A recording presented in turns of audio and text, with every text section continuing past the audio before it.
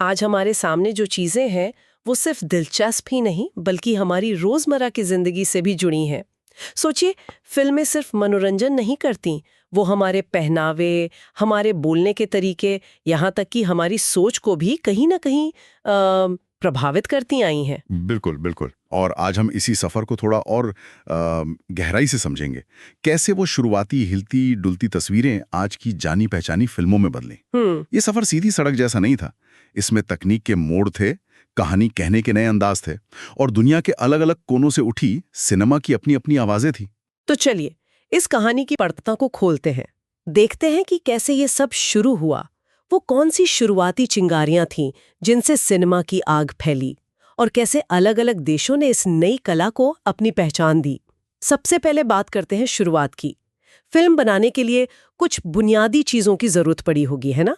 जैसे कि आंखों को ये धोखा देना कि तस्वीरें चल रही हैं और तेजी से तस्वीरें खींचने का कोई तरीका। हाँ, दरअसल 3 जरूरी चीजें एक साथ आईं।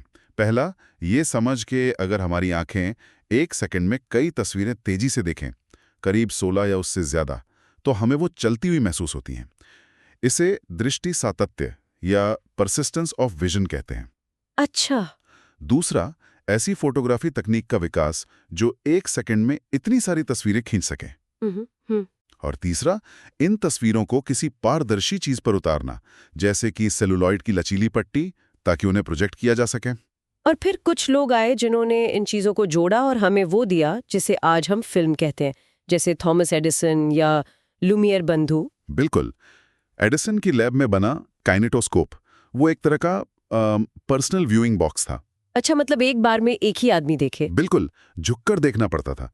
लेकिन असली बदलाव लाए फ्रांस के लुमियर बंधुओं ने अपने सिनेमेटोग्राफ से। सिनेमेटोग्राफ। हाँ, ये कैमरा भी था और प्रोजेक्टर भी।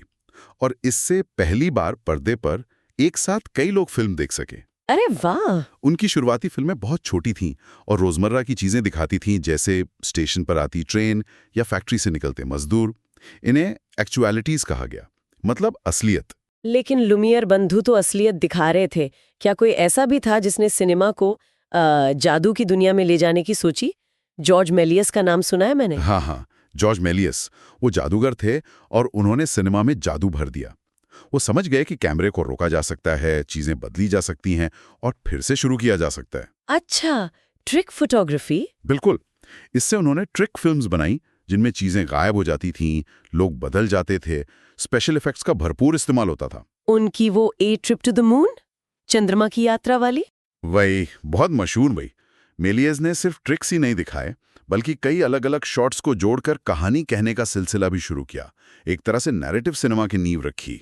फ्रांस में तो और भी कंपनियां होंगी जो उस शुरुआती दौर में फिल्में बना रही थीं। आपने कहा लुमियर बंधु थे, पाथे और गुमो का भी जिक्र आता है। सही कहा। फ्रांस शुरुआती सिनेमा का गढ़ था बिल्कुल। पाथे कंपनी बहुत बड़ी और प्रभावशाली थी। फर्डिनेंड ज़ेका जैसे उनके निर्देशक बहुत लोकप्रिय फिल्में बनाते थे और पाथे ने दुनिया भर में अपना जाल फैलाया। दूसरी बड़ी कंपनी थी गोमो। वहां एलिस गी जैसी शुरुआती महिला निर्देशकों में से एक ने काम किया। महिला निर्देशक उस जमाने में कमाल है। हाँ, वो बहुत महत्वपूर्ण थी। और बाद में वहीं लुई फ्यूलार्ड ने फैंटोमास जैसे रोमांचक सीरियल बनाए जो दर्शकों को एकदम बांधे रखते थे। और फ्रांस के बाहर, जैसे इंग्लैंड और अमेरिका में क्या चल रहा था उस वक्त? इंग्लैंड में ब्राइटन स्कूल नाम से जाने जाने वाले फिल्मकारों का एक समूह था। वो लोग एडिटिंग और क्लोजअप जैसी तकनीकों के साथ नए नए प्रयोग कर रहे थे। अच्छा। R.W. पॉल और सेसिल हेपवर्थ वहां के जरूरी नाम थे। हेपवर्थ की एक फिल्म थी रेस्क्यूड बाय रोवर। कहानी कहने के लिहाज से काफी आगे थी वो। अमेरिका में शुरुआत में एडिसन की कंपनी और दूसरी कंपनी AMNB के बीच पेटेंट को लेकर काफी कानूनी लड़ाई चली। अच्छा, झगड़ा भी था। हाँ, लेकिन विटाग्राफ जैसी कंपनियां भी उभर रही थी।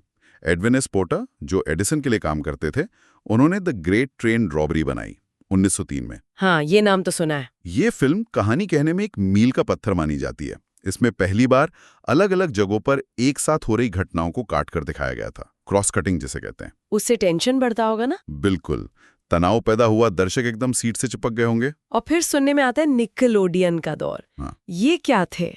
क्या ये सिनेमाघरों की शुरुआत थी? हाँ, कह सकते हैं। 1905 के आसपास अमेरिका में एक बड़ा बदलाव आया। छोटी छोटी जगहों अक्सर दुकानों को बदलकर सिनेमा घर बनाए जाने लगे, जहां सिर्फ 5 सेंट यानी एक निकल में कई छोटी फिल्में दिखाई जाती थी। 5 सेंट बहुत सस्ता। हाँ, इसीलिए इन्हें निकलोडियन कहा गया।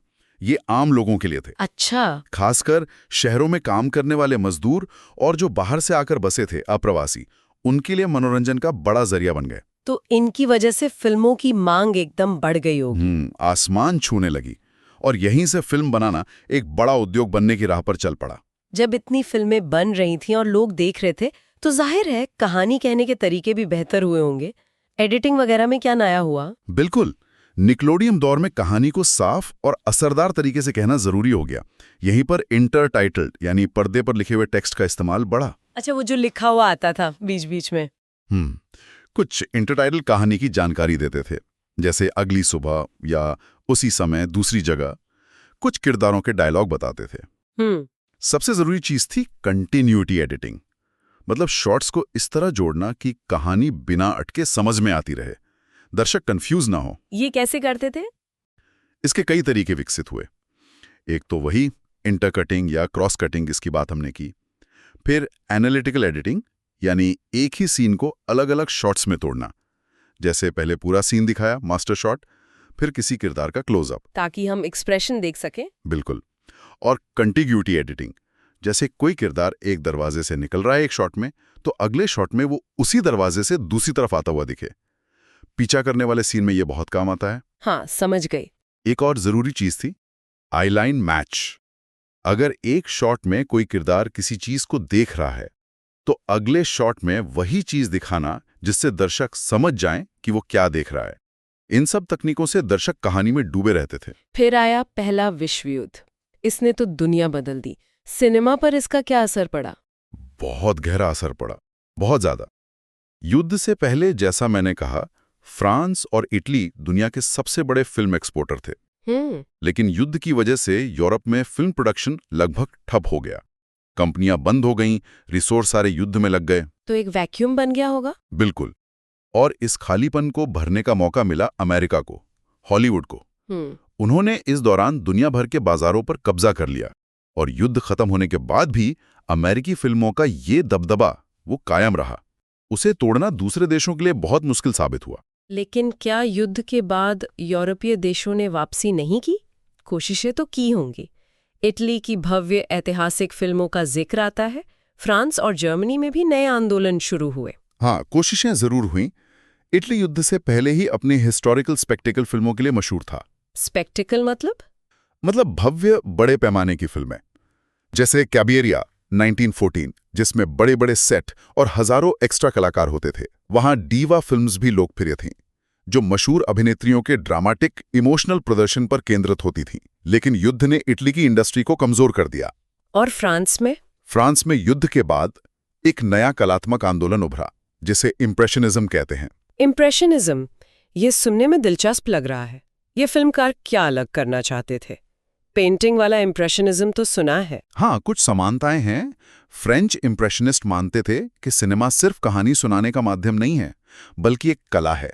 और कला को किरदारों की भीतरी दुनिया, उनकी भावनाओं, उनकी परसेप्शन को दिखाना चाहिए। अच्छा।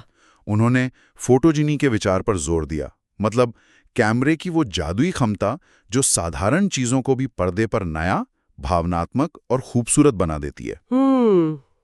कैसे दिखाते थे ये सब? उन्होंने किरदारों की मानसिक स्थिति, जैसे यादें, सपने या नशे का असर दिखाने के लिए कई तकनीकों का इस्तेमाल किया। धुंधले दिखने वाले शॉट्स, तस्वीरों को एक दूसरे पर चढ़ाना, सुपरइम्पोजिशन, अलग अलग तरह के फिल्टर लगाना, और बहुत तेज कटिंग, रिदमिक एडिटिंग। कोई खास फिल्म? एबेल गांस की फिल्म ला रू और खासकर नेपोलियन, ये इसके बड़े उदाहरण हैं। उनका मकसद था दर्शकों को किरदारों के दिमाग के अंदर ले जाना। और जर्मनी में? वहां तो एक्सप्रेशनिज्म का बड़ा नाम है, खासकर वो film the cabinet of doctor Caligari. मौजूद था, पर सिनेमा में आया। The cabinet of doctor Caligari 1920 इसकी पहचान बन गई। ये सिर्फ एक स्टाइल था या कुछ और भी मतलब था इसका? ये सिर्फ स्टाइल नहीं था। ये युद्ध के बाद जर्मनी के समाज में फैली बेचैनी, डर और मोहभंग को पर्दे पर उतारने का एक तरीका था। इसमें बाहरी दुनिया को किरदारों के बिगड़े हुए और शांत मन का प्रतिबिंब बनाकर दिखाया जाता था। इसीलिए वो सेट इतने अजीब होते थे, टेढ़े मेढ़े।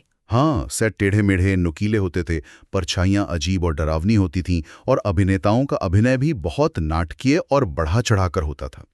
ये फिल्में अक्सर डरावनी, रहस्यमयी या काल्पनिक होती थीं। और कोई स्टाइल था जर्मनी में? हाँ, इसी दौर में एक और शैली आई, कैमरस्पील या चैम्बर ड्रामा फिल्में। ये ज्यादा यथार्थवादी सेटिंग में होती थीं, लेकिन कुछ ही किरदारों के मनोवैज्ञानिक तनाव और संकट पर गहराई से फोकस करती थी, जैसे F.W. मन्नाओ की द लास्ट लाफ। अच्छा। स्वीडन का सिनेमा भी उस दौर में काफी अहम माना जाता है। उनकी क्या खासियत थी? स्वीडिश सिनेमा ने अपनी पहचान बनाने के लिए अपनी जड़ों की ओर देखा, मतलब अपनी संस्कृति की तरफ। उन्होंने अपनी फिल्मों में स्वीडन के खूबसूरत और नाटकीय लैंडस्केप, वहाँ के साहित्य, लोक कथाओं और सामाजिक रीति रिवाजों का खूब इस्तेमाल किया। लोकल फ्लेवर दिया। बिल्कुल। विक्टर स्योस्ट्रम और मॉरिट्स स्टिलर वहाँ के दो सबसे बड़े निर्देशक थे। स्योस्ट्रम की द फैंटम चैरियट अपनी कहानी कहने की जटिल तकनीक और भावनात्मक गहराई के लिए बहुत सराही गई।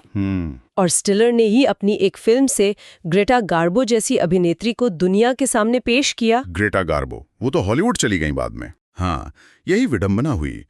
स्वीडिश सिनेमा की अंतर्राष्ट्रीय सफलता का नतीजा ये हुआ कि स्योस्ट्रोम, स्टिलर और गार्बो जैसे बड़े नाम हॉलीवुड चले गए।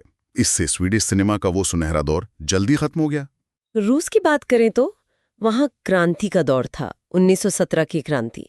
सिनेमा पर इसका क्या असर हुआ? हाँ, रूसी क्रांति से पहले वहाँ का सिनेमा अक्सर धीमी गति, उदास माहौल और किरदारों के मनोवैज्ञानिक चित्रण के लिए जाना जाता था। येवगेनी बावर की फिल्में ऐसी थी। लेकिन क्रांति के बाद सब बदल गया। बोल्शेविक सरकार और लेनिन ने सिनेमा को शिक्षा और प्रोपेगेंडा का एक शक्तिशाली जरिया माना। मतलब सरकार का कंट्रोल आ गया? हाँ, काफी हद तक। शुरुआत में संसाधनों की भारी कमी थी, फिल्म स्टॉक तक नहीं था। लेकिन इसी माहौल में दुनिया के सबसे क्रांतिकारी फिल्म आंदोलनों में से एक सोवियत मोन्टाज का जन्म हुआ। मोन्टाज एडिटिंग से जुड़ा है ये? हाँ, लेकिन सिर्फ एडिटिंग नहीं। लेव कुलिशोव ने अपने प्रयोगों से दिखाया कि दर्शक दो अलग अलग शॉट्स को देखकर उनके बीच एक मतलब निकाल लेते हैं, भले ही वो मतलब उन शॉट्स में असल में न हो। अच्छा, कैसे? जैसे एक एक्टर का भावहीन चेहरा लो, उसको अगर खाने की प्लेट के शॉट के साथ दिखाओ तो दर्शक को लगता है कि वो भूखा है। उसी चेहरे को अगर एक ताबूत के शॉट के साथ दिखाओ तो लगता है वो दुखी है। चेहरे का भाव वही है। अरे वाह, इसे कुलिशोव इफेक्ट कहते हैं क्या? बिल्कुल। इसने एडिटिंग की ताकत को साबित किया कि शॉट्स को जोड़ने से मतलब पैदा होता है। तो मोन्टाज का मतलब सिर्फ तेजी से शॉट्स काटना ही नहीं था? नहीं, उससे कई ज्यादा। सोवियत मोन्टाज के जो महारथी थे, सर्गेई आइजनस्टीन, वैसे वोलोद पुदोवकिन, डिज़गा वेर्थोव, वो मानते थे कि एडिटिंग सिर्फ कहानी जोड़ने का काम नहीं करती, बल्कि विचारों को पैदा करती है। विचारों को? हाँ, आइजनस्टीन का सिद्धांत था टकराव का मोन्टाज, कोलिजन मोन्टाज। उनका मानना था कि दो शॉट्स को आपस में टकराने से एक तीसरा नया मतलब या विचार दर्शक के दिमाग में पैदा होता है। ये टकराव कैसे होता था? कई स्तरों पर। लाइनों और आकारों का टकराव, ग्राफिकल, गति का टकराव, रिदमिक, और सबसे जरूरी विचारों का टकराव, इंटेलेक्चुअल मोन्टाज। जैसे उनकी फिल्म अक्टूबर में धार्मिक प्रतीकों को हिंसक दृश्यों से जोड़ना। अच्छा। ताकि दर्शक सोचे। बिल्कुल। आइजनस्टीन की बैटलशिप पोटेमकिन, खासकर वो ओडेसा स्टेप्स वाला सीन, या पुदोवकिन की मदर, ये इस शैली के बेहतरीन उदाहरण हैं। इनका मकसद सिर्फ कहानी कहना नहीं, बल्कि दर्शकों को झकझोरना, उन्हें सोचने पर मजबूर करना और क्रांति के संदेश को असरदार तरीके से पहुंचाना था। ये सिनेमा को एक वैचारिक हथियार बनाने जैसा था। उधर अटलांटिक पार 1920 और 30 के दशक में हॉलीवुड तो अपनी पूरी शान में आ गया था, जिसे स्वर्णिम युग कहते हैं। हाँ, बिल्कुल। इस दौर में हॉलीवुड का स्टूडियो सिस्टम पूरी तरह स्थापित हो गया। 5 बड़ी कंपनियां थी, Paramount, MGM, Warner Brothers, 20th century Fox और RKO, जिन्हें मेजर कहा जाता था। मेजर? हाँ। इनकी खासियत थी वर्टिकल इंटीग्रेशन, मतलब सब कुछ अपने हाथ में। बिल्कुल। ये फिल्म बनाने, प्रोडक्शन से लेकर उसे दुनिया भर में बांटना, डिस्ट्रीब्यूशन और अपने ही सिनेमा घरों में दिखाना, एग्जीबिशन तक सब कुछ खुद कंट्रोल करती थी। जबरदस्त पावर। सोचिए, वो तय कर सकते थे कि कौन सी फिल्म बनेगी और दर्शक क्या देखेंगे। इनके अलावा 3 छोटी कंपनियां भी थी, यूनिवर्सल, कोलंबिया और यूनाइटेड आर्टिस्ट्स, जिन्हें माइनर कहा जाता था, क्योंकि उनके पास अपने थिएटर चेन नहीं थे। और इस दौर की हॉलीवुड फिल्मों का स्टाइल कैसा था? क्या चीजें उन्हें अलग बनाती थीं? इस दौर में क्लासिकल हॉलीवुड स्टाइल अपनी ऊंचाई पर पहुंचा। इसका मतलब था कहानी कहने का एक ऐसा तरीका जो साफ हो, तर्कसंगत हो और दर्शकों को आसानी से कहानी में खींच ले। किरदारों के लक्ष्य स्पष्ट होते थे और कहानी एक नतीजे पर पहुंचती थी। मतलब कहानी समझ आना जरूरी था। बिल्कुल। देखने में फिल्में बहुत पॉलिश लगती थीं। 3 पॉइंट लाइटिंग का इस्तेमाल होता था, जिससे एक्टर्स बहुत आकर्षक और ग्लैमरस दिखते थे। स्टार्स का जमाना। हाँ, सॉफ्ट स्टाइल सिनेमेटोग्राफी भी लोकप्रिय थी, जिसमें इमेज थोड़ी रेशमी, धुंधली सी लगती थी, जो रोमांटिक या भावनात्मक दृश्यों के लिए अच्छी थी। कंटिन्यूटी एडिटिंग के नियम और पक्के हो गए थे, ताकि दर्शक कहानी के भाव में कोई झटका महसूस ना करें। बजट बड़े होते जा रहे थे, जैसे the 4 horseman of the apocalypse, जिसने रुडोल्फ वैलेंटिनो को स्टारडम दिया, या विंग्स, जिसने पहली बार बेस्ट फिल्म का ऑस्कर जीता। और comedy, Charlie Chaplin, buster Keaton, ये तो साइलेंट फिल्मों के सबसे बड़े नाम थे। हाँ, ये साइलेंट कॉमेडी का शिखर था। Charlie Chaplin, buster Keaton, Harold Lloyd जैसे सितारे अब सिर्फ छोटी-मोटी कॉमेडी नहीं, बल्कि पूरी लंबाई की फीचर फिल्में बना रहे थे। वाह। इनमें कहानी, किरदार और हैरत अंगेज फिजिकल कॉमेडी, जिसे स्लैपस्टिक कहते हैं, उसका गजब का संतुलन होता था। चैपलिन का लिटिल ट्रैम्प किरदार तो दुनिया भर में पहचाना जाता था। हाँ, वो तो आइकॉनिक है। बस्टर कीटन अपने अविश्वसनीय स्टंट्स और बिना किसी भाव के चेहरे, डेडपैन एक्सप्रेशन के लिए मशहूर थे। लॉरेल और हार्डी की जोड़ी भी इसी दौर में बनी और बेहद कामयाब हुई। वेस्टर्न फिल्मों का भी जिक्र आता है। जॉन फोर्ड जैसे निर्देशक इसी दौर में काम कर रहे थे। हाँ, वेस्टर्न जॉनर बहुत लोकप्रिय था। John Ford the iron horse जैसी बड़े बजट की वेस्टर्न्स बना रहे थे। विलियम एस हार्ट अपनी थोड़ी गंभीर और यथार्थवादी वेस्टर्न के लिए जाने जाते थे। वहीं टॉम मिक्स की वेस्टर्न फिल्मों में एक्शन और स्टंट्स पर ज्यादा जोर रहता था। अच्छा, इसी दौर में कुछ स्टार्स और डायरेक्टर्स ने मिलकर अपनी कंपनी भी बनाई थी, यूनाइटेड आर्टिस्ट्स। हाँ, सही याद दिलाया। 1919 में Chaplin, Mary Pickford, Douglas Fairbanks और निर्देशक D.W. ग्रिफिथ ने मिलकर यूनाइटेड आर्टिस्ट्स बनाई, ताकि वो स्टूडियो सिस्टम के कंट्रोल से थोड़ी आज़ादी पा सकें और अपनी फिल्में खुद डिस्ट्रीब्यूट कर सकें। तो हॉलीवुड का दबदबा बन रहा था, कॉमेडी और वेस्टर्न फल फूल रहे थे, लेकिन फिर एक ऐसी चीज आई जिसने सब कुछ बदल दिया, आवाज। ये कैसे हुआ? ये वाकई सिनेमा के इतिहास का एक बहुत बड़ा मोड़ था। वार्नर ब्रदर्स, जो उस समय मेजर स्टूडियोज के मुकाबले थोड़ी छोटी कंपनी थी, उसने एक बड़ा जोखिम लिया। उन्होंने ओनेस्टन इलेक्ट्रिक कंपनी की विटाफोन तकनीक अपनाई। ये साउंड ऑन डिस्क सिस्टम था, मतलब आवाज एक अलग डिस्क पर होती थी जो प्रोजेक्टर के साथ चलती थी। अच्छा, फिल्म पर नहीं? नहीं, शुरुआत में नहीं। पहले उन्होंने 1926 में डॉन जुआन फिल्म में सिर्फ म्यूजिक स्कोर और साउंड इफेक्ट्स डाले। फिर 1927 में आई द जैज सिंगर। हाँ, इसका नाम बहुत सुना है। ये पूरी तरह बोलने वाली फिल्म नहीं थी, ज्यादातर इसमें संगीत ही था, लेकिन बीच बीच में स्टार एल जोल्सन ने कुछ गाने गाए और कुछ लाइनें बोली। उनका वो dialogue, "you ain't heard nothing yet", तुमने अभी कुछ सुना ही कहाँ है, इतिहास बन गया और फिल्म चल गई। जबरदस्त हिट हुई। दर्शकों ने दिखा दिया कि वो बोलने वाली फिल्में चाहते हैं। इसके बाद तो हॉलीवुड के बाकी स्टूडियोज को भी जल्द से जल्द साउंड अपनाना पड़ा। लेकिन आवाज को फिल्मों में लाना क्या आसान था? शुरुआत में तो कई दिक्कतें आई होंगी, जैसे कैमरों का शोर, माइक छिपाना। हाँ, शुरुआत में बहुत मुश्किलें थीं। उस समय के कैमरे चलते वक्त बहुत शोर करते थे। अच्छा। इसलिए अब उन्हें मोटे साउंड प्रूफ बक्सों, बूथ्स में बंद करना पड़ता था। तो कैमरा हिल नहीं पाता होगा। बिल्कुल। नतीजा ये हुआ कि कैमरा हिलडुल नहीं सकता था और फिल्में बहुत स्थिर, स्टेज प्ले जैसी लगने लगी। माइक भी एक ही जगह रखे जाते थे, तो एक्ट्रेस को उनके पास आकर बोलना पड़ता था, जिससे उनका मूवमेंट बन जाता था। ये तो बड़ी प्रॉब्लम थी। हाँ, लेकिन इंजीनियरों ने जल्दी ही समाधान निकाल लिए। कैमरों के लिए हल्के साउंड प्रूफ कवर आए, जिन्हें ब्लिम्प कहते हैं। माइक को लंबे डंडों पर लगाया जाने लगा, जिन्हें बूम्स कहते हैं, ताकि उन्हें एक्टर्स के साथ घुमाया जा सके और वो फ्रेम में न दिखें। अच्छा, ये तरकीब निकाली। और सबसे बड़ा तकनीकी सुधार आया मल्टी ट्रैक रिकॉर्डिंग से। इससे डायलॉग, संगीत और साउंड इफेक्ट्स को अलग अलग रिकॉर्ड करके बाद में मिक्स करना संभव हो गया। इसने फिल्मकारों को आवाज के साथ खेलने की ज्यादा आजादी दी। आवाज आने से एक और सवाल खड़ा हुआ होगा, भाषा का। साइलेंट फिल्मों को तो दुनिया में कहीं भी दिखा सकते थे, सिर्फ इंटरटाइटल बदलने होते थे। बोलने वाली फिल्मों का क्या हुआ? ये एक बड़ी चुनौती थी। बिल्कुल। शुरुआत में हॉलीवुड ने इसका एक अजीबोगरीब हल निकाला, मल्टीलिंगुअल्स। मल्टीलिंगुअल्स ये क्या था? मतलब वो एक ही फिल्म को एक ही सेट पर कई बार शूट करते थे, हर बार अलग भाषा के एक्टर्स के साथ। क्या बात कर रहे हैं, कितना मुश्किल होता होगा। हाँ, जाहिर है ये बहुत महंगा, धीमा और अव्यवहारिक था, इसलिए जल्द ही 2 ज्यादा कारगर तरीके अपनाए गए। डबिंग, हाँ, जिसमें आवाज बदल देते हैं। बिल्कुल, मूल भाषा के डायलॉग की जगह किसी और भाषा में रिकॉर्ड किए गए डायलॉग लगा दिए जाते हैं। और दूसरा सबटाइटलिंग, जिसमें नीचे लिखा हुआ आता है। सही, आज भी ये दोनों तरीके इस्तेमाल होते हैं। उसी दौर में हॉलीवुड में सेंसरशिप की भी बात होती है। हेज कोड का जिक्र आता है। ये क्या था? 1920 के दशक में हॉलीवुड में कुछ स्कैंडल हुए एक्टर्स वगैरह के। हाँ। और साथ ही कुछ फिल्मों के कंटेंट को लेकर धार्मिक और सामाजिक समूहों ने आपत्तियां उठानी शुरू कर दी कि ये ठीक नहीं है, वो ठीक नहीं है। बिल्कुल, सरकार की तरफ से सेंसरशिप लागू होने का डर था। इससे बचने के लिए इंडस्ट्री ने खुद ही अपनी नियम बनाने का फैसला किया।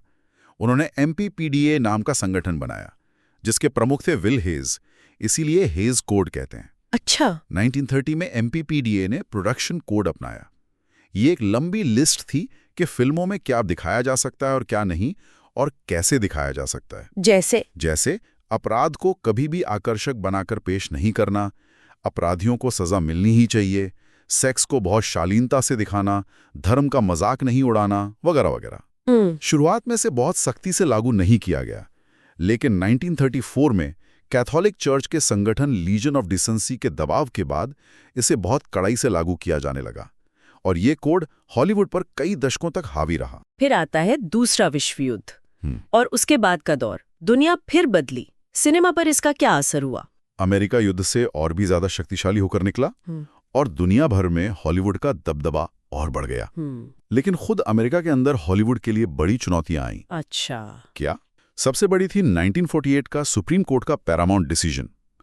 कोर्ट ने फैसला सुनाया कि बड़े स्टूडियोज का फिल्म बनाने से लेकर दिखाने तक सब कुछ कंट्रोल करना। वो वर्टिकल इंटीग्रेशन। हाँ। वो गैर कानूनी एकाधिकार है, मोनोपोली है। अरे, उन्हें मजबूरन अपने सिनेमा घर बेचने पड़े। इससे स्टूडियो सिस्टम की कमर टूट गई। साथ ही ब्लॉक बुकिंग की प्रथा पर भी रोक लग गई। वो क्या थी? उसमें स्टूडियो थिएटर मालिकों को मजबूर करते थे कि अगर उन्हें कोई हिट फिल्म चाहिए तो साथ में कुछ कमजोर फिल्में भी लेनी पड़ेंगी। उस पर रोक लग गई। तो स्टूडियोज का कंट्रोल कम हो गया। हाँ, काफी कम हो गया। और एक और बड़ा बदलाव आया, टेलीविजन। इसने तो सिनेमा घरों को सीधी टक्कर दी होगी। हाँ बिल्कुल। 1950 का दशक आते आते टेलीविजन अमेरिका के घरों में तेजी से फैलने लगा। लोग अब घर बैठे मनोरंजन पा सकते थे और सिनेमा घरों में दर्शकों की संख्या वो घटने लगी। तो हॉलीवुड ने क्या किया? हॉलीवुड ने इस चुनौती का सामना करने के लिए कई तरीके अपनाए। एक था तकनीक का इस्तेमाल। ज्यादा फिल्में कलर में बनने लगी क्योंकि शुरुआती टीवी ब्लैक एंड व्हाइट था। अच्छा। स्क्रीन को और चौड़ा करने की होड़ लग गई। सिनेरामा, जिसमें 3 प्रोजेक्टर लगते थे, और ज्यादा सफल सिनेमा स्कोप जैसी वाइड स्क्रीन तकनीकें आईं, ताकि बड़े पर्दे का अनुभव मिले। बिल्कुल। स्टूडियोज ने ऐसी फिल्में बनानी शुरू की जो टीवी पर नहीं मिल सकती थी। बड़े पैमाने पर बनी भव्य फिल्में, एपिक्स, जैसे बाइबल की कहानियों पर आधारित द रोब या रोमन साम्राज्य पर बनी बेन-हर। मकसद था दर्शकों को सिनेमा घर तक खींच लाना। इसी दौर में युद्ध के बाद यूरोप में भी सिनेमा करवट ले रहा था। इटली में नियो रियलिज्म का उदय हुआ। ये क्या था? नव यथार्थवाद। हाँ, नियो रियलिज्म। युद्ध ने इटली को बुरी तरह तबाह कर दिया था। इसी पृष्ठभूमि में इसका जन्म हुआ। ये फिल्मकार युद्ध के बाद की कठोर सच्चाइयों को पर्दे पर लाना चाहते थे। गरीबी, बेरोजगारी, आम आदमी का संघर्ष, समाज का नैतिक पतन। तो ग्लैमर से दूर। बिल्कुल दूर। उन्होंने स्टूडियो की बनावटी दुनिया से बाहर निकलकर असली लोकेशन पर शूटिंग की। अक्सर किरदारों के लिए पेशेवर एक्टर्स की जगह आम गैर पेशेवर लोगों को चुना। अच्छा। कहानी कहने का अंदाज भी सीधा साधा, लगभग डॉक्यूमेंट्री जैसा था। रॉबर्टो रोसेलिनी की रोम ओपन सिटी। हाँ, ये बहुत फेमस है। विटोरियो डी सिका की बाइसिकल थीव्स, साइकिल चोर, और लुकिनो विस्कॉन्टी की ला टेरा ट्रेमा, ये इस आंदोलन की सबसे महत्वपूर्ण और प्रभावशाली फिल्में हैं। तो क्या ये फिल्में पूरी तरह डॉक्यूमेंट्री जैसी थीं, बिना कहानी के? नहीं, ऐसा नहीं है। इनमें बाकायदा लिखी हुई कहानियां होती थीं, किरदार होते थे, और कहानी कहने के लिए क्लासिकल एडिटिंग का इस्तेमाल भी होता था। यहाँ तक कि अक्सर उनमें भावुक संगीत भी होता था जो कहानी के असर को गहरा करता था। लेकिन उनका मकसद ग्लैमर या पलायनवाद नहीं था, बल्कि जिंदगी की सच्चाइयों को, खासकर आम और गरीब लोगों की मुश्किलों को बिना किसी लाग लपेट के पूरी ईमानदारी से दिखाना था। वो उस मुश्किल दौर के इटली का आईना थी। इटली में ये हो रहा था तो फ्रांस में क्या चल रहा था? वहाँ ट्रेडिशन ऑफ क्वालिटी और ऑथर थ्योरी की बात होती है। हाँ, फ्रांस में युद्ध के बाद जो मुख्यधारा का सिनेमा बन रहा था, उसमें अक्सर साहित्यिक कृतियों के महंगे रूपांतरण या ऐतिहासिक फिल्में शामिल थीं। ये बहुत पॉलिश्ड और सलीके से बनी होती थी, बेहतरीन कलाकारों और प्रोडक्शन डिज़ाइन के साथ। बाद में आलोचकों ने इन्हें थोड़ा व्यंग्यात्मक लहजे में ट्रेडिशन ऑफ क्वालिटी कहा। मतलब थोड़ी आलोचना के तौर पर। हाँ, क्योंकि इसी दौर में कैइस डू सिनेमा नाम की एक बेहद प्रभावशाली फिल्म पत्रिका के युवा आलोचक, जिनमें फ्रांसवा थ्रूफो, जॉन लुक गोदार जैसे नाम शामिल थे, इस तरह के सिनेमा से ऊब चुके थे। उन्हें पसंद नहीं था ये। उन्हें ये बासी, बनावटी और गैर जरूरी लगता था। उन्होंने ला पॉलिटिक डिज ऑथर यानी ऑथरशिप थ्योरी का विचार पेश किया। ऑथरशिप थ्योरी, लेखक वाली थ्योरी। हाँ, उनका तर्क था कि एक निर्देशक अगर वो सचमुच महान है तो वो फिल्म का असली लेखक या ऑथर होता है। उसकी फिल्मों में, चाहे वो किसी भी जॉनर या स्टूडियो के लिए बनी हो, उसकी अपनी एक खास शैली, दुनिया को देखने का नजरिया और बार बार आने वाले थीम नजर आते हैं। अच्छा, डायरेक्टर ही असली स्टार है। एक तरह से उन्होंने हॉलीवुड के कुछ निर्देशकों जैसे Alfred Hitchcock, Howard Hawks, John Ford की इसी नजरिए से तारीफ की, जिन्हें तब तक सिर्फ कामयाब कारीगर माना जाता था, कलाकार नहीं। और फिर इन्हीं आलोचकों ने खुद फिल्में बनाना शुरू कर दिया, जिससे न्यू वेव आई। बिल्कुल। 1950 के दशक के अंत और 1960 की शुरुआत में वही काहियतु सिनेमा के आलोचक ट्रूफो, Godar, Claude शाब्रोल, Eric रोमर, Jack rivet अब खुद निर्देशक बन गए और उन्होंने फ्रांसीसी सिनेमा में एक तूफान ला दिया, जिसे न्यू वेव या नोवेल वाग कहा गया। नई लहर। हाँ, उनकी फिल्में ट्रेडिशन ऑफ क्वालिटी के बिल्कुल उलट थीं। कम बजट, असली लोकेशन पर शूटिंग, हल्के हाथ में पकड़े जा सकने वाले हैंडहेल्ड कैमरे, मतलब एकदम रॉ फील। हाँ, और अक्सर उपलब्ध रोशनी का इस्तेमाल और कहानी कहने के एकदम नए चौंकाने वाले तरीके। उन्होंने जानबूझकर हॉलीवुड के नियमों को तोड़ा। जैसे जमकट, शॉट के बीच में से एक हिस्सा काटकर अचानक आगे बढ़ना, बहुत लंबे बिना कट वाले शॉट्स, किरदारों का सीधे कैमरे में देखकर दर्शकों से बात करना। अरे, उनकी फिल्में ताज़ा, ऊर्जावान, विद्रोही और अक्सर सेल्फ रिफ्लेक्सिव थी, यानी वो दर्शकों को याद दिलाती थीं कि वो एक फिल्म देख रहे हैं, ये असलियत नहीं है। कौन सी फिल्में मशहूर हैं? ट्रूफो की द 400 ब्लोज और गोदार की ब्रेथलेस, ये इस लहर की शुरुआती और सबसे मशहूर फिल्में हैं जिन्होंने दुनिया भर के युवा फिल्मकारों को प्रेरित किया। तो क्या ये नई लहर सिर्फ फ्रांस तक ही सीमित रही या दूसरे देशों में भी ऐसी ही हलचल हुई? नहीं, ये आग फैली। फ्रांस की न्यू वेव ने दुनिया भर में युवा फिल्मकारों को हौसला दिया कि वो भी स्थापित नियमों को तोड़कर अपनी तरह का सिनेमा बना सकते हैं। कहाँ? ब्रिटेन में किचन सिंक रियलिज्म आया, जिसमें मजदूर वर्ग की जिंदगी को बिना लाग लपेट के दिखाया। बाद में वहीं स्विंगिंग लंदन के दौर की आजाद ख्याली फिल्मों में नजर आई। पश्चिम जर्मनी में यंग जर्मन फिल्म आंदोलन ने पुरानी पीढ़ी के सिनेमा को खारिज कर दिया। जापान में भी एक न्यू वेव आई, जिसने सामाजिक बंधनों और वर्जनाओं पर सवाल उठाए, जैसा नागिसा ओशिमा की फिल्मों में देखा। अच्छा। ब्राजील में सिनेमा नोवो उभरा, जिसने गरीबी, राजनीति और लोक संस्कृति को अपनी फिल्मों का केंद्र बनाया। पूर्वी यूरोप के देशों पोलैंड, चेकोस्लोवाकिया, हंगरी, युगोस्लाविया में भी सरकारी नियंत्रण के बावजूद ज्यादा प्रयोगात्मक और अक्सर राजनीतिक रूप से आलोचनात्मक सिनेमा सामने आया। ये सभी नई लहरें सिनेमा की भाषा को और समृद्ध कर रही थी। हमने फिक्शन फिल्मों की बात की, लेकिन डॉक्यूमेंट्री सिनेमा में भी तो इस दौर में बड़े बदलाव आए होंगे, डायरेक्ट सिनेमा जैसी चीजें। हाँ, बिल्कुल। तकनीक ने डॉक्यूमेंट्री फिल्मों को भी बदल दिया है। हल्के पोर्टेबल 16mm कैमराज और सिंक्रोनाइज साउंड रिकॉर्डिंग, मतलब कैमरा और साउंड रिकॉर्डर एक साथ चलें और बाद में उन्हें मिलाना आसान हो। इसके आने से डॉक्यूमेंट्री बनाने का तरीका ही बदल गया। कैसे? अमेरिका में इसे डायरेक्ट सिनेमा कहा गया और फ्रांस में सिनेमा वेरिटे, सच्चाई का सिनेमा। इनका फलसफा था, घटनाओं को जैसे वो घट रही हैं वैसे ही रिकॉर्ड करो, कम से कम हस्तक्षेप के साथ। मतलब चुपचाप रिकॉर्ड करो। हाँ, कोई इंटरव्यू नहीं, कोई वॉइस ओवर नहीं, बस चीजों को होते हुए देखो। अमेरिका में रॉबर्ट ड्रू और उनके सहयोगी रिचर्ड लीकॉक, D.A. पेनेबेकर और मेजल्स बंधुओं ने इस शैली में काम किया, जैसे प्राइमरी फिल्म जो जॉन एफ कैनेडी के चुनाव अभियान पर थी। अच्छा।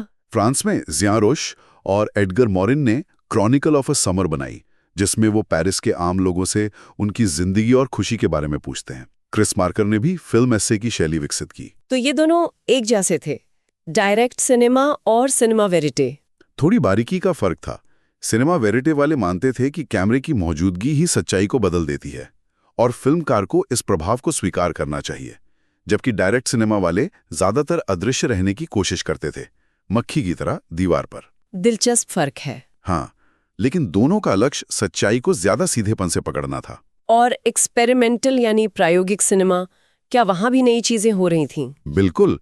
युद्ध के बाद प्रायोगिक सिनेमा में भी एक नई ऊर्जा आई, खासकर अमेरिका में, जहां ये ज्यादातर व्यक्तिगत कलाकारों के प्रयासों से आगे बढ़ा। माया डेरेन जैसी फिल्मकारों ने साइको ड्रामा या ट्रांस फिल्म बनाई, जैसे मॉशेस ऑफ द आफ्टरनून। ये कैसी फिल्में थीं? ये फिल्में किसी कहानी से ज्यादा व्यक्ति के अवचेतन मन, सपनों और भीतरी अनुभवों की काव्यात्मक खोज होती थी। केनेथ एंगर ने भी इसी तरह की फिल्में बनाई, जिनमें अक्सर रहस्यवाद और समलैंगिक इच्छाओं का पुट होता था। और एनिमेशन। दूसरी तरफ एब्स्ट्रैक्ट एनिमेशन का काम भी जारी रहा। नॉर्मन मैक्लरेन जैसे कलाकार सीधे फिल्म स्ट्रिप पर पेंट करके या खरोच कर बिना कैमरे के एनिमेशन बनाते थे। लेन लाई भी इसी तरह की तकनीकों का इस्तेमाल करते थे। बिना कैमरे के एनिमेशन, कमाल है। हाँ, फिर लिरिकल फिल्म का दौर आया, जिसमें स्टेन ब्रेकहेज सबसे महत्वपूर्ण नाम थे। उन्होंने कैमरे को इंसान की आंख और चेतना का विस्तार बनाने की कोशिश की, दुनिया को देखने के हमारे व्यक्तिपरक पल पल बदलते अनुभव को पकड़ने के लिए।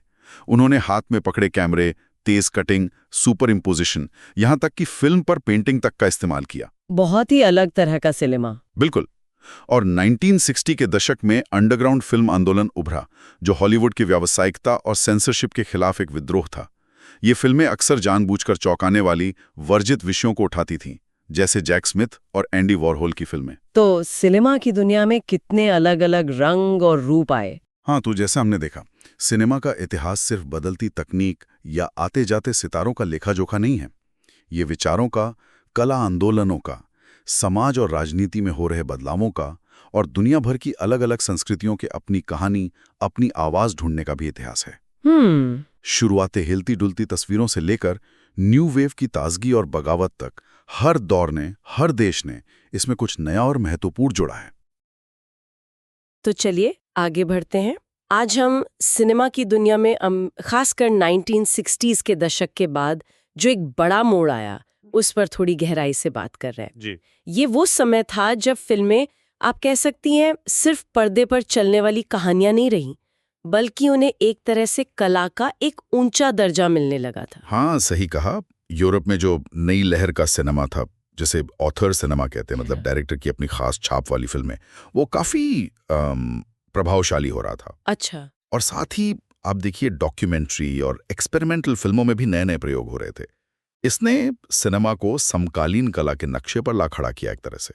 लेकिन ये भी तो हुआ कि जैसे ही सिनेमा का कद बढ़ा, हॉलीवुड, जो अपनी चमक बनाए रखने की कोशिश तो कर ही रहा था, वो एक मुश्किल दौर से गुजरने लगा। बिल्कुल।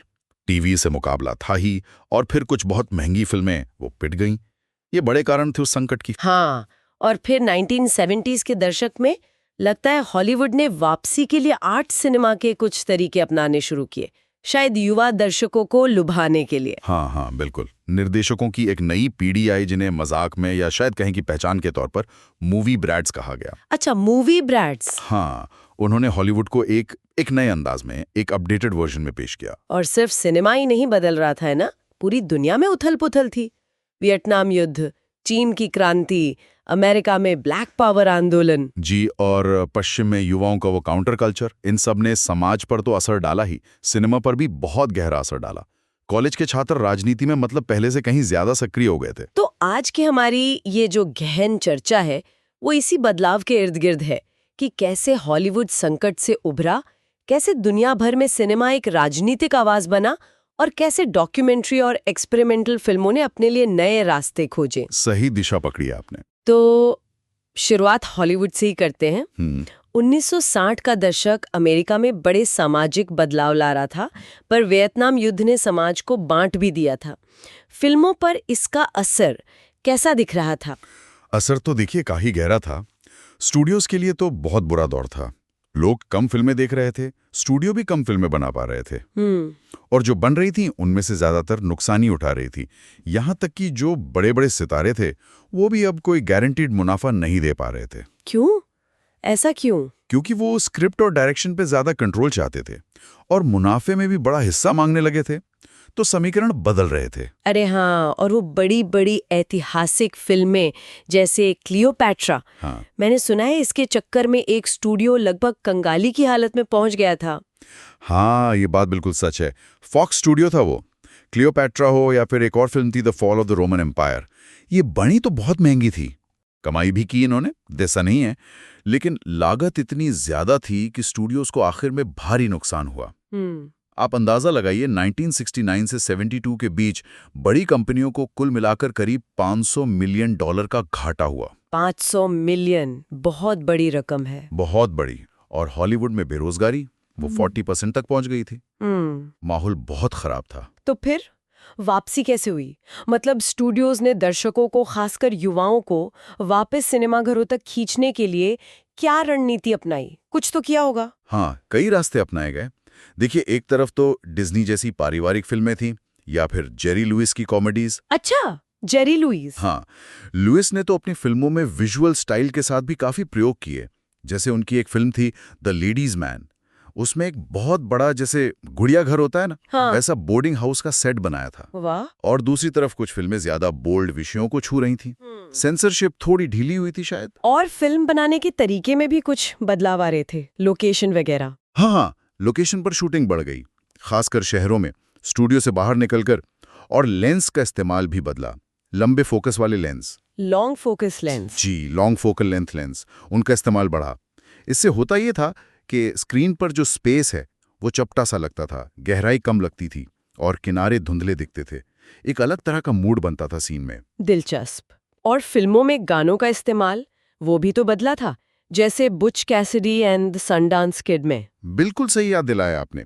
उस फिल्म में गाने सिर्फ बैकग्राउंड में बज नहीं रहे थे, बल्कि पूरे पूरे गाने, जैसे म्यूजिक वीडियो होते हैं, वो सीन्स का हिस्सा बन गए। अच्छा, तो ये एक ट्रेंड बन गया। हाँ, ये ट्रेंड चल निकला और स्टूडियोज ने इसका फायदा भी उठाया। उन्होंने म्यूजिक कंपनीज के साथ हाथ मिला लिया और साउंड ट्रैक एल्बम निकालने शुरू कर दिए। और वो खूब बिके होंगे।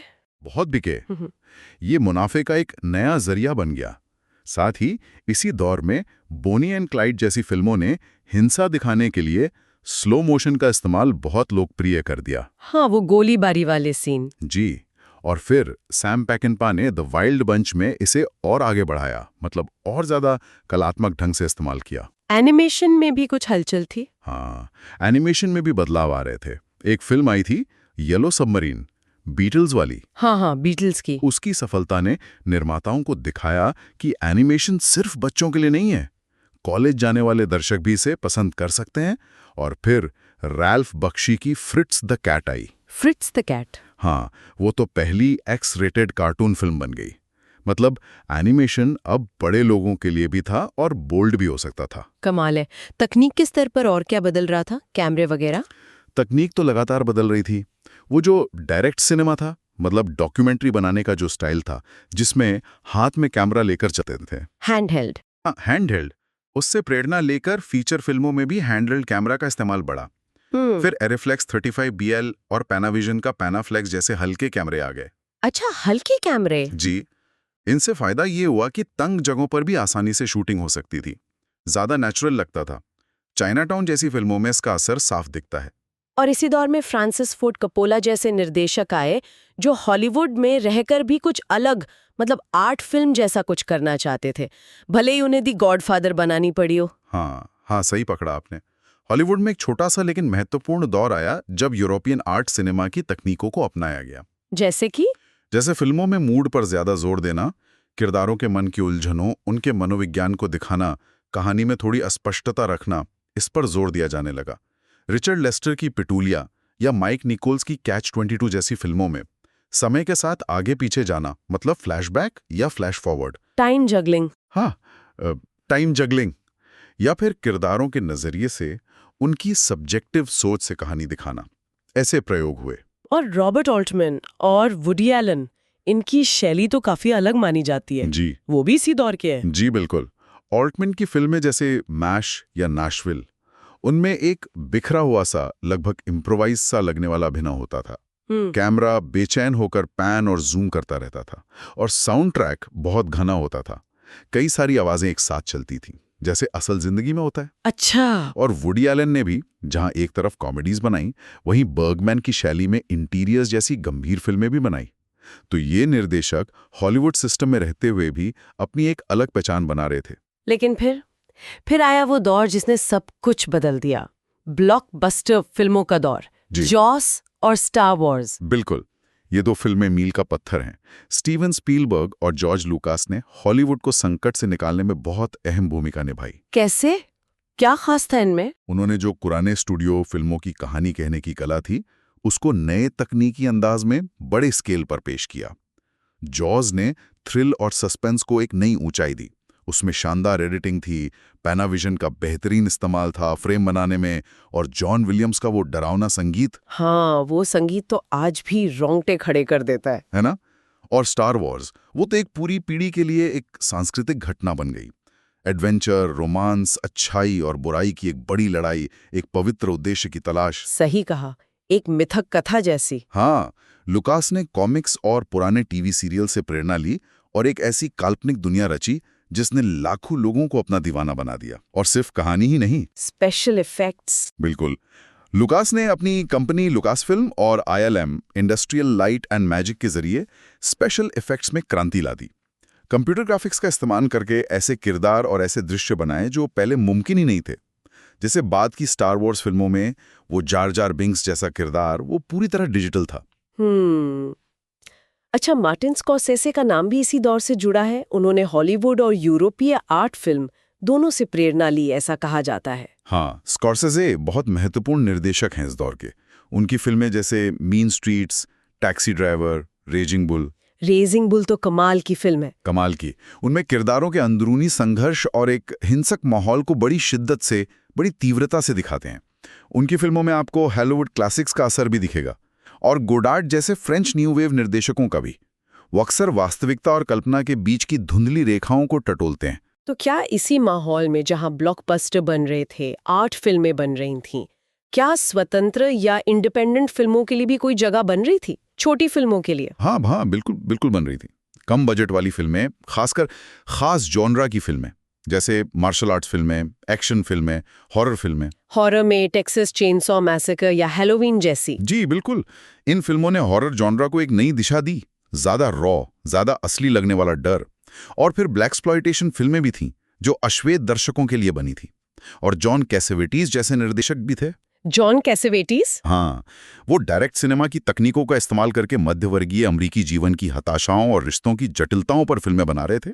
जैसे a woman under the influence, बहुत ही असरदार फिल्में थीं वो। तो जहां हॉलीवुड अपनी वापसी और ब्लॉकबस्टर फिल्मों पर ध्यान दे रहा था, दुनिया के दूसरे हिस्सों में सिनेमा एक बिल्कुल अलग ही दिशा ले रहा था, एक राजनीतिक दिशा। बिल्कुल सही। 1960 के दशक के मध्य से लेकर 1970 के दशक के मध्य तक, खासकर तीसरी दुनिया यानी विकासशील देशों में, फिल्म बनाना और फिल्म देखना एक राजनीतिक गतिविधि बन गया था। ऐसा शायद विश्व युद्ध 2 के बाद कभी नहीं देखा गया था। इसकी शुरुआत कहाँ से हुई? इसकी शुरुआत ब्राजील के सिनेमा नोवो आंदोलन से मानी जा सकती है। उसमें डायरेक्टर की अपनी शैली यानी ऑथर सिनेमा और राजनीतिक आलोचना का एक मिश्रण था। लेकिन बाद में यह आंदोलन और ज्यादा मुखर हो गया, मतलब आम दर्शकों के लिए सीधी राजनीतिक बातें। हाँ बिल्कुल।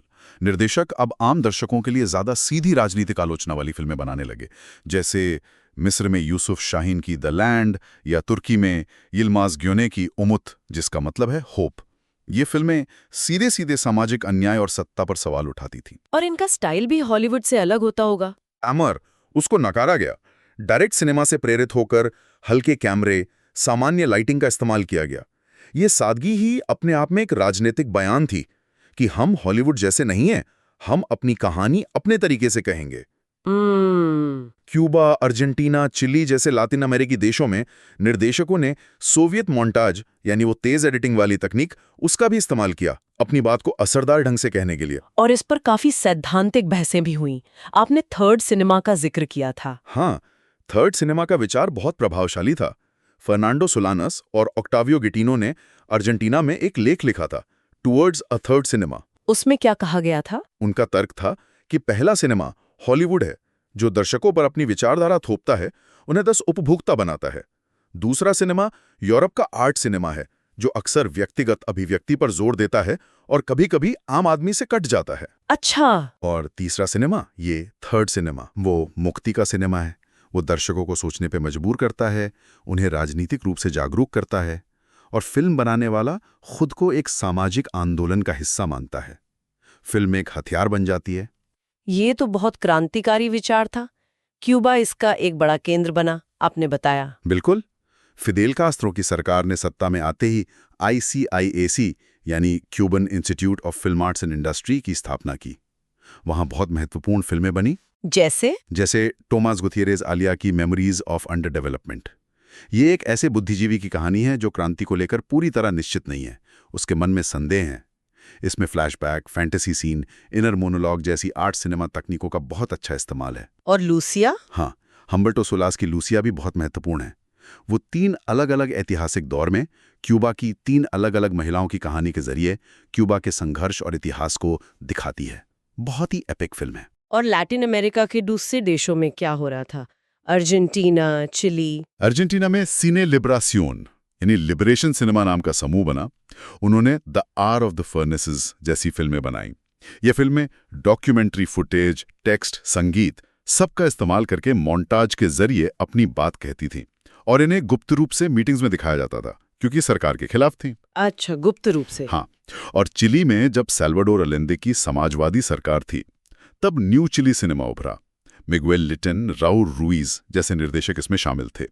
लेकिन 1973 में जब पिनोशे ने तख्ता पलट किया, हाँ, वो दुखद घटना, उसके बाद कई फिल्मकारों को देश छोड़कर भागना पड़ा।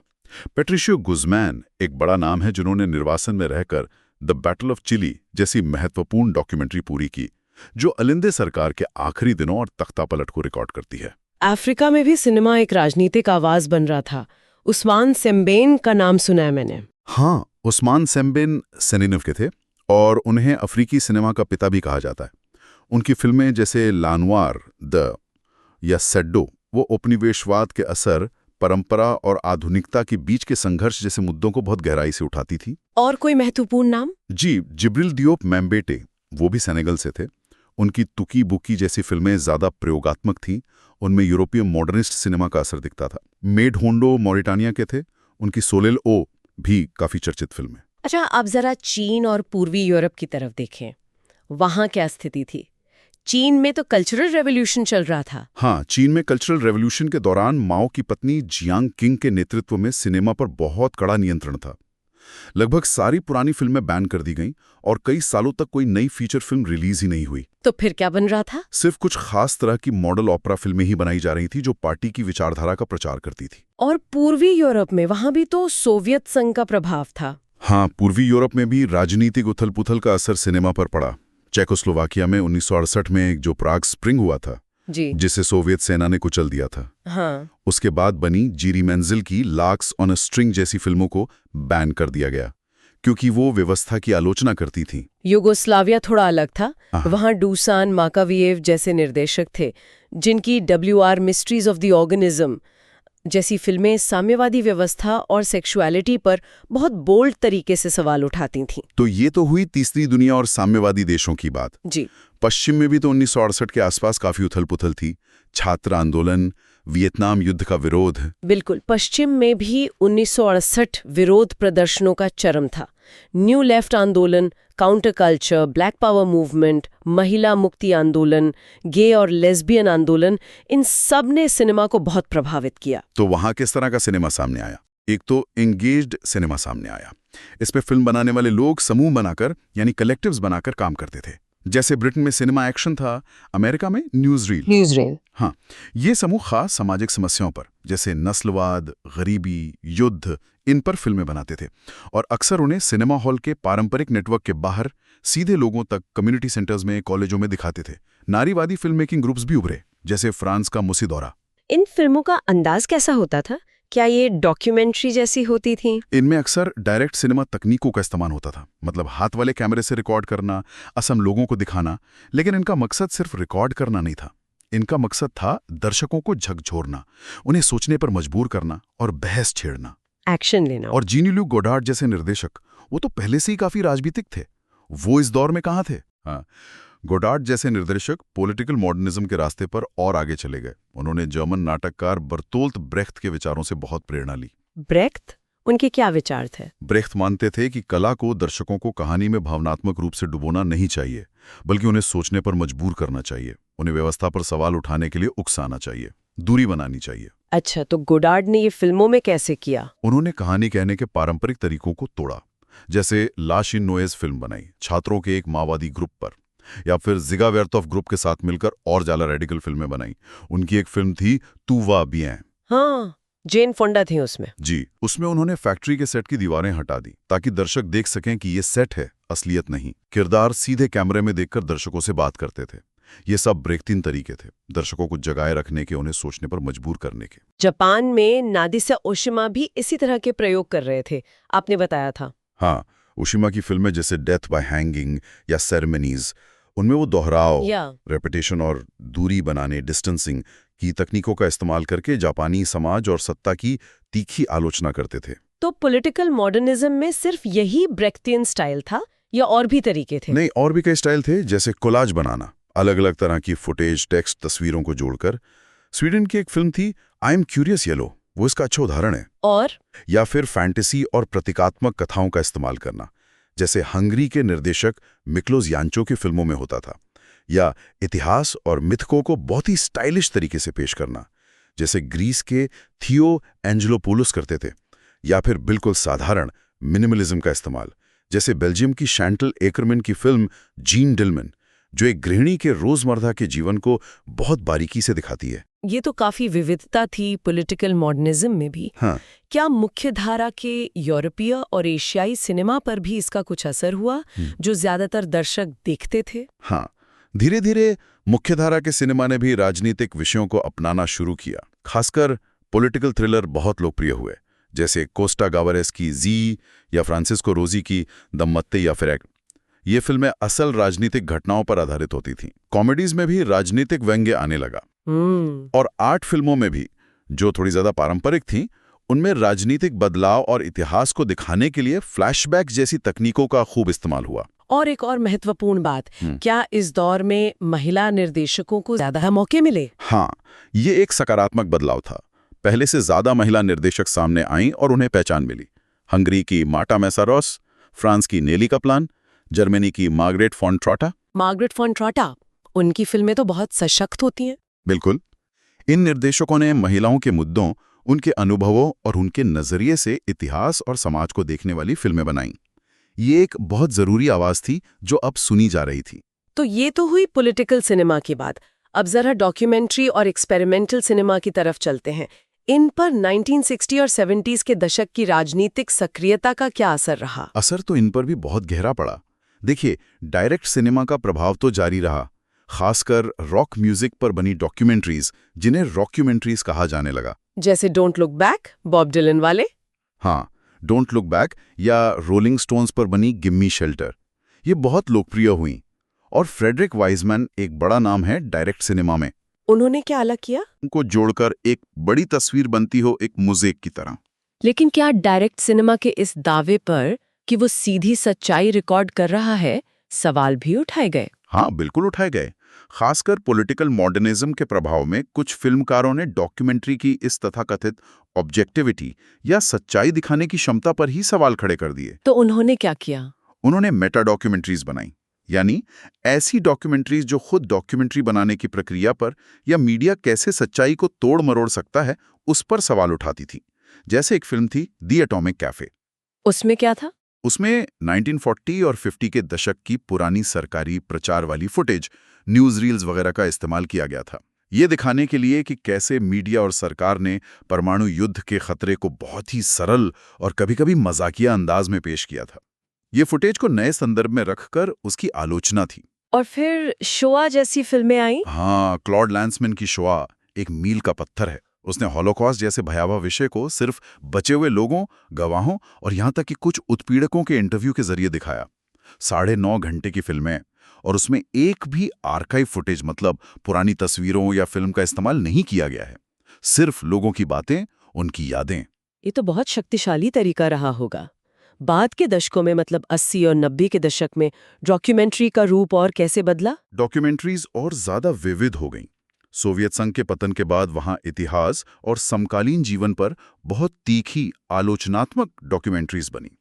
अमेरिका में व्यक्तिगत अनुभवों पर आधारित फिल्में लोकप्रिय हुईं, जैसे माइकल मूर की रॉजर एंड मी, जो उनके गृहनगर में जनरल मोटर्स प्लांट बंद होने के असर पर थी। हाँ, माइकल मूर तो बहुत जाने जाते हैं। जी, और पोर्ट्रेट डॉक्यूमेंट्रीज भी खूब बनी, जो किसी व्यक्ति या समूह के जीवन को गहराई से दिखाती थी, जैसे कार्टूनिस्ट रॉबर्ट क्रम्ब पर क्रम्ब या शिकागो के 2 युवा बास्केटबॉल खिलाड़ियों पर बनी होप ड्रीम्स। होप ड्रीम्स तो बहुत सराही गई थी। हाँ, बहुत। तो डॉक्यूमेंट्री अब सिर्फ जानकारी देने का माध्यम नहीं रही, वो कहानी कहने, किरदार गढ़ने और दर्शकों को भावनात्मक रूप से जोड़ने का भी एक सशक्त माध्यम बन गई। ठीक है, अब एक्सपेरिमेंटल सिनेमा की बात करते हैं। उसमें क्या चल रहा था? आपने स्ट्रक्चरल फिल्म का जिक्र किया था, ये क्या था? हाँ, 1960 के दशक के आखिर में और 70 के दशक में एक्सपेरिमेंटल सिनेमा में स्ट्रक्चरल फिल्म नाम का एक महत्वपूर्ण आंदोलन उभरा। अमेरिका और कनाडा में ये ज्यादा सक्रिय था। इसमें क्या खास था? इसमें कहानी या विषय वस्तु के बजाय फिल्म के रूप, फॉर्म या उसके बनने की प्रक्रिया, उसके सिस्टम पर ज्यादा जोर दिया जाता था। दर्शक फिल्म के धीरे धीरे खुलने वाले पैटर्न या संरचना पर ध्यान देते थे, न कि उसमें क्या हो रहा है। कोई उदाहरण दे सकते हैं? जैसे हॉलिस फ्रैम्पटन की एक फिल्म है नॉस्टैल्जिया। उसमें पुरानी तस्वीरों को स्टोव पर रखकर जलाया जाता है और साथ में आवाज आती है, जो उस तस्वीर के बारे में नहीं बल्कि अगली तस्वीर के बारे में बता रही होती है। दर्शक तस्वीर और आवाज के बीच के इस डिकालाज, इस अंतर पर ध्यान देता है। या एर्नी गेयर की सरीन वेलोसिटी, जिसमें एक कॉरिडोर के शॉट्स को अलग अलग फोकल लेंथ पर तेजी से काटा गया है, जिससे एक स्ट्रोब जैसा इफेक्ट बनता है। ये तो काफी अकादमिक या कहें कि मुश्किल किस्म का सिनेमा लगता है आम दर्शक के लिए। हाँ, ये फिल्में अक्सर माध्यम की प्रकृति, यानी फिल्म क्या है, कैमरा कैसे देखता है, समय कैसे बीता है, इन्हीं बातों पर ध्यान खींचती थी। ये आम मनोरंजन के लिए नहीं थी। तो क्या इस पर कोई प्रतिक्रिया भी हुई? हाँ, इस पर प्रतिक्रिया भी हुई, खासकर महिला फिल्मकारों की तरफ से, जिन्हें लगता था कि स्ट्रक्चरल फिल्म बहुत ज्यादा औपचारिक और मर्दाना है। डीकंस्ट्रक्टिव फिल्म का चलन आया। डीकंस्ट्रक्टिव मतलब? इसमें मौजूदा फिल्मों, खासकर हॉलीवुड फिल्मों की फुटेज को फिर से एडिट करके दोबारा इस्तेमाल करके सिनेमा की परंपराओं, उसमें छिपी विचारधारा, खासकर महिलाओं के चित्रण पर सवाल उठाए जाते थे। अच्छा। साथ ही 1970 के दशक में नई नैरेटिव या न्यू नैरेटिव उभरी। इसमें स्ट्रक्चरल फिल्म की औपचारिक सख्ती के साथ साथ कहानी कहने की या कम से कम कहानी के तत्वों को वापस लाने की कोशिश की गई। योवॉन रेनर जैसी फिल्मकार इसका उदाहरण है। और पंक रॉक और नो वेव म्यूजिक का भी असर देखा एक्सपेरिमेंटल सिनेमा पर? बिल्कुल। 70 के दशक के आखिर और 80 की शुरुआत में सुपर 8 mm जैसे सस्ते फॉर्मेट पर बनी बहुत ही तीखी, आक्रामक DIY डू इट योरसेल्फ किस्म की फिल्में सामने आईं, जो अक्सर न्यूयॉर्क के डाउनटाउन सीन से जुड़ी थीं। इनमें समाज के प्रति गुस्सा, अराजकता दिखती थी। पोर्नोग्राफी को भी कभी-कभी एक विद्रोही अभिव्यक्ति के तौर पर इस्तेमाल किया गया। और पोस्ट मॉडर्न कोलाज। हाँ, कुछ फिल्मकारों ने पॉप कल्चर, पुरानी फिल्मों, टीवी शोज, विज्ञापनों से सामग्री लेकर उन्हें एक साथ मिलाकर पोस्ट मॉडर्न किस्म के कोलाज बनाए, जो अक्सर व्यंग्यात्मक होते थे और ओरिजिनलिटी के विचार पर ही सवाल उठाते थे। बहुत अलग अलग दिशाएं थीं एक्सपेरिमेंटल सिनेमा में भी। एनिमेशन में क्या नया हो रहा था इस दौरान? आपने फ्रिट्ज द कैट का जिक्र किया था। हाँ, बड़े स्टूडियोज का एनिमेशन में दबदबा कम होने के बाद इंडिपेंडेंट एनिमेटर्स के लिए ज्यादा जगह बनी। जापान में फीचर लेंथ साइंस फिक्शन और फैंटेसी कार्टून, जिन्हें एनिमे कहा जाता है, वो बहुत ज्यादा लोकप्रिय हुए। हाँ, एनिमे तो अब पूरी दुनिया में लोकप्रिय है। बिल्कुल। अकीरा जैसी फिल्में विदेशों में भी कल्ट हिट बनी। उनका स्टाइल, उनकी कहानियां बहुत अलग थीं। पश्चिम में भी आर्ट स्कूल से निकले एनिमेटर्स ने सरकारी ग्रांट्स या टीवी कमीशन की मदद से काम किया, जैसे ब्रिटेन की odd man animations. Wallace and grommet वाले। हाँ, वही। उन्होंने क्ले एनिमेशन से कमाल का काम किया। तो एनिमेशन भी अब सिर्फ बच्चों का कार्टून नहीं रह रहा था, उसमें भी बहुत विविधता आ गई थी। तो ये सारी अलग अलग धाराएं थी, हॉलीवुड का कमर्शियल सिनेमा, दुनिया भर का राजनीतिक सिनेमा, डॉक्यूमेंट्री, एक्सपेरिमेंटल, एनिमेशन। क्या ये बिल्कुल अलग अलग खांचों में बटी हुई थी या इनके बीच कोई लेन देन भी हो रहा था? नहीं, ये अक्सर मिलती थी, एक दूसरे को प्रभावित करती थी। देखिए, डॉक्यूमेंट्री और एक्सपेरिमेंटल सिनेमा ने हमेशा एक दूसरे से कुछ न कुछ लिया दिया है। डायरेक्ट सिनेमा का असर फीचर फिल्मों पर पड़ा, जैसा हमने बात की। पॉलिटिकल मॉडर्निज्म ने डॉक्यूमेंट्री पर सवाल उठाए। फिर टीवी और होम वीडियो का तो जबरदस्त प्रभाव पड़ा। पहले वीसीआर कैसेट आए, फिर डीवीडी ने पिक्चर और साउंड क्वालिटी बेहतर की और स्टूडियोज को पायरेसी से लड़ने में भी थोड़ी मदद की। और फिर डिजिटल टेक्नोलॉजी? हाँ, डिजिटल टेक्नोलॉजी ने तो फिल्म निर्माण, वितरण और प्रदर्शन, मतलब फिल्म बनाने से लेकर दिखाने तक सब कुछ बदल दिया और बदल रही है। जॉर्ज लुकास जैसे फिल्मकार इस डिजिटल क्रांति में सबसे आगे थे, जिन्होंने पूरी तरह डिजिटल कैमरे से फिल्में शूट की और डिजिटल प्रोजेक्शन की वकालत की। फिल्म फेस्टिवल्स का क्या रोल रहा इस पूरे दौर में? कान, वेनिस, बर्लिन। फिल्म फेस्टिवल्स एक बहुत बड़ा और महत्वपूर्ण ग्लोबल नेटवर्क बन गए। वे नई फिल्मों को दुनिया के सामने लाने, डिस्ट्रीब्यूटरों को आकर्षित करने और खास तरह के सिनेमा जैसे कि नारीवादी सिनेमा, गे और लेस्बियन सिनेमा या अलग अलग देशों के अल्पसंख्यक समुदायों के सिनेमा को एक मंच देने के लिए बहुत जरूरी हो गए। टोरंटो, सनडांस जैसे फेस्टिवल भी बहुत प्रभावशाली बन गए। बिल्कुल, टोरंटो फेस्टिवल तो ऑस्कर के लिए भी एक तरह का लॉन्च पैड बन गया। सनडांस इंडिपेंडेंट फिल्मों के लिए सबसे बड़ा मंच बन गया। तो ये फेस्टिवल सिर्फ फिल्में दिखाने की जगह नहीं रहे, ये फिल्म इंडस्ट्री के एजेंडा को भी तय करने लगे। और दर्शक मतलब फैंस, उनका क्या रोल था, खासकर इंटरनेट के आने के बाद? फैन कल्चर भी ग्लोबल हो गया। इंटरनेट ने फैंस को आपस में जुड़ने, जानकारी साझा करने का एक अभूतपूर्व मंच दिया। फैंस ने अपनी वेबसाइट बनाई, ऑनलाइन फोरम बनाए, अपनी मैगजीन, जिन्हें फैनजीन कहते हैं, निकाली। यहाँ तक कि अपनी पसंद की फिल्मों या किरदारों पर अपने फैन वीडियो बनाए। अच्छा, फैन वीडियो। हाँ, जापानी एनिमे का फैन बेस पूरी दुनिया में इसी तरह फैला। लेकिन इससे स्टूडियोज और फैंस के बीच अक्सर खींचतान भी चलती रहती थी। स्टूडियोज अपनी फिल्मों और किरदारों पर अपना कॉपीराइट कंट्रोल रखना चाहते थे और फैंस अपनी पसंद की चीजों को अपने तरीके से जीना, शेयर करना और उस पर कुछ नया बनाना चाहते थे। ये लड़ाई आज भी जारी है। तो कुल मिलाकर अगर हम देखें, 1960 के दशक के बाद सिनेमा की दुनिया में जबरदस्त उथल-पुथल और बदलाव हुए। हाँ, एक तरफ हॉलीवुड ने संकट झेला और फिर ब्लॉकबस्टर फिल्मों के सहारे वापसी की और ग्लोबल मनोरंजन पर अपना दबदबा और बढ़ाया। हाँ, वहीं दूसरी तरफ दुनिया भर में, खासकर तीसरी दुनिया में, सिनेमा राजनीतिक चेतना जगाने का, बदलाव लाने का एक अहम हथियार बना। बिल्कुल। डॉक्यूमेंट्री और एक्सपेरिमेंटल फिल्मों ने सच्चाई, कहानी और फिल्म के माध्यम पर ही नए सवाल खड़े किए और अपनी नई पहचान बनाई। सही। और इन सब के बीच टेक्नोलॉजी ने हल्के कैमरों से लेकर डिजिटल क्रांति तक पूरे खेल को ही बदल दिया। बिल्कुल सही सारांश है। ये हमने देखा कि कैसे सिनेमा ने न सिर्फ समाज में हो रहे बदलावों को आईने की तरह दिखाया, बल्कि कई बार उन बदलावों में सक्रिय भूमिका भी निभाई। कैसे अलग अलग देशों और संस्कृतियों ने अपनी आवाज, अपनी कहानी फिल्मों के जरिए दुनिया तक पहुंचाई। और कैसे हॉलीवुड ने बदलते समय के साथ खुद को ढालकर मनोरंजन की दुनिया पर अपनी पकड़ और मजबूत की। टेक्नोलॉजी ने निश्चित रूप से नए रास्ते खोले। फिल्म बनाना शायद पहले से ज्यादा सुलभ हुआ, लेकिन साथ ही कॉपीराइट, कलात्मकता का मूल्य और मीडिया के प्रभाव जैसी नई चुनौतियां भी खड़ी हुई, जिन पर आज भी बहस जारी है। वाकई सिनेमा का ये दौर, ये कुछ दशक बहुत ही रोमांचक, जटिल और बहुआयामी रहे हैं। उम्मीद है इस बातचीत से श्रोताओं को इस दौर की एक बेहतर समझ मिली होगी, एक झलक मिली होगी और शायद कुछ सोचने को भी मिला होगा। उम्मीद तो यही है। क्या ये जानकारी आपको उपयोगी लगी? क्या हमारा समझाने का तरीका आपको पसंद आया? अगर आपके कोई विचार है, कोई सुझाव है, तो हमें जरूर बताएं ताकि हम इसे और बेहतर बना सकें। अगली बार फिर मिलेंगे सिनेमा के इतिहास के किसी और दिलचस्प मोड़ की पड़ताल के साथ।